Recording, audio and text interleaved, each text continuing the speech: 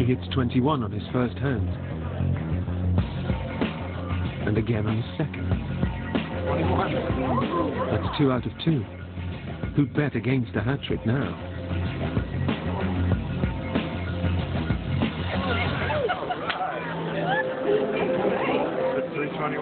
His sixth sense proves a winner.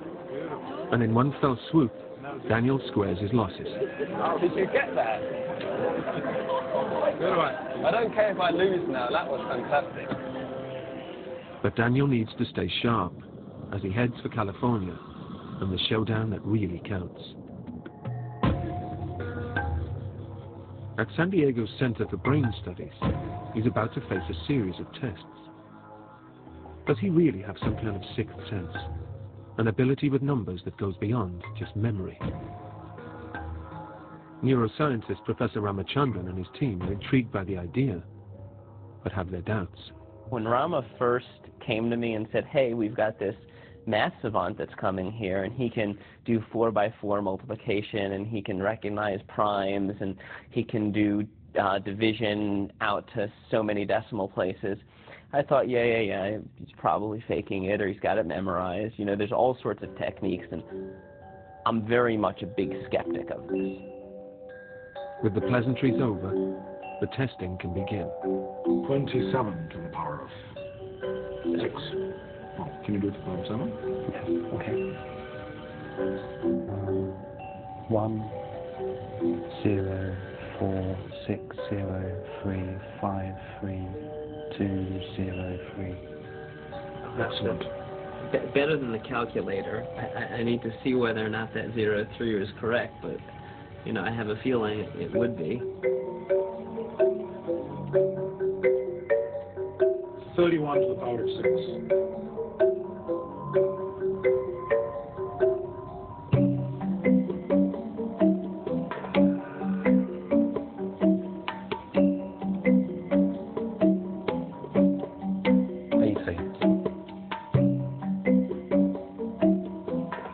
Daniel's jet lag is wrecking his concentration and slowing him up.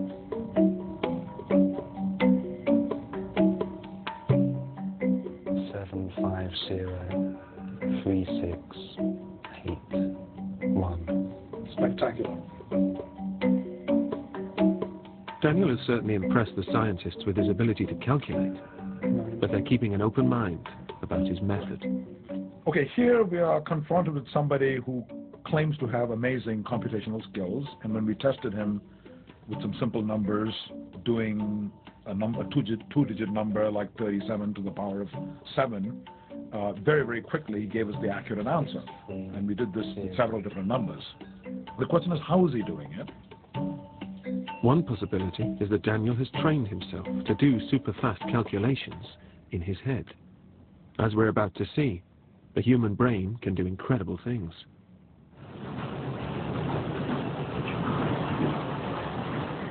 Believe it or not, an extraordinary maths ability like Daniel's is something that ordinary people can learn. Here in Tokyo, some schools still teach the ancient art of the abacus.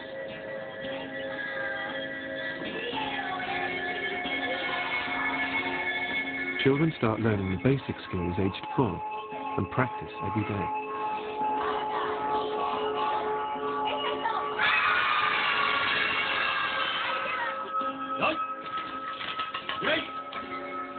By the time they're 12, these whiz kids are fast becoming human calculators. To be sure, lessons are not for the faint-hearted. Well, I'm sometimes very strict, so some child cry, perhaps, or sometimes I hit them. But they keep coming here. I hope they're happy. But when they are training, they never have a smile on their faces. Nevertheless, 8 years of hard slog can produce jaw-dropping results. 12-year-old Kota Kazuka is top of the class. I practice 2 hours on weekdays and 10 hours on the weekends. I want to become the national champion. Along with the other high flyers, he can now do huge calculations with a purely imaginary abacus, manipulating nothing but thin air.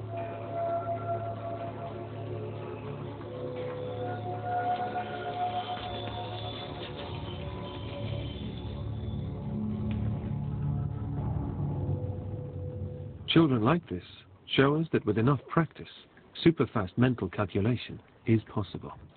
Hi. Hi. Come here, mate. Yet Daniel insists he's not doing this kind of conscious calculation at all. He says the answers come to him spontaneously, out of his mental imagery. Rama and his team are finding it hard to trip Daniel up. But they're not finished with him yet. If Daniel's descriptions of his numbers are real, then they should also be consistent. Rama asks Daniel to model some of his numbers with Play-Doh, but doesn't tell him that he'll be retested the next day. It's hard to imagine him having memorized shapes. The question is, are they the same shape? So we can actually compare that now. That's 242.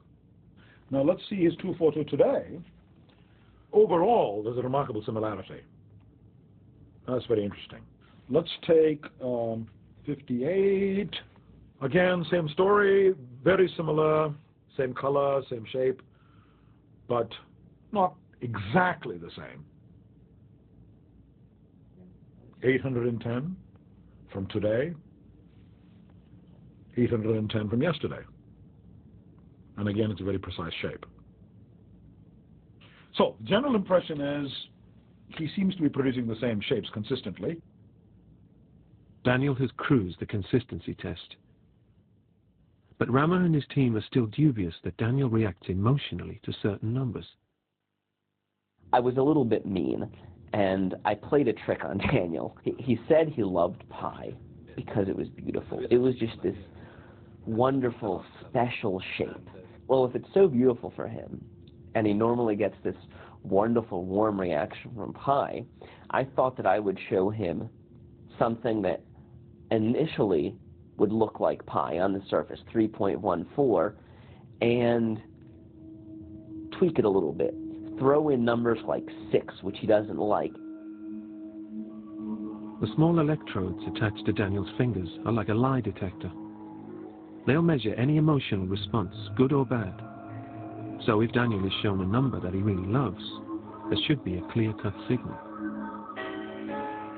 So sure enough, I showed him this bastardized version of pi, and we saw this very nice, warm, the galvanic skin response, and then it jumped up, and then all of a sudden it jumped again, and as he was scanning it, we kept getting another jolt, and another jolt, and another jolt, and it wouldn't stop.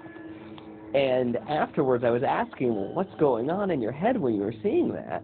And he said, well, here's this beautiful number pi that I love, and I see it, and then as I'm looking at the landscape, all of a sudden there's a pit where it's not supposed to be. And, this mountain is missing, and it's really, it's wrong. And how could you do that to something so beautiful? And while it was a little bit mean to do that to him, it really shows the point that he does have some sense of emotion associated with these numbers, because the skin response was off the charts. It was something you just can't fake. These are the things specifically that are showing me he's not bullshitting and he's not scamming. Even the mistakes that Daniel is making are the mistakes that tell me, you know what, this is legit. A faker wouldn't be doing this. So if Daniel is for real, how is he able to do such huge calculations without any conscious effort? When you did this computation in your head, what exactly was going on in your head? What were you doing? I see an image in my head, and that image starts to change, starts to almost like evolve. It's quite vague at first. As I'm looking at it, it becomes clearer and clearer over a time, and then from that landscape I can read the digits out. So it sort of gradually crystallizes? Yes. In a multiplication, the two numbers hover before him as distinct shapes. The gap in between makes a third shape, which Daniel experiences as a new number, the correct answer. He's doing math, but he doesn't even know it. When it comes to numbers, it seems that Daniel's brain really is doing something extraordinary. I'm blown away. Something the scientists can't yet get a handle on. This could be the linchpin that spawns off a new field of research.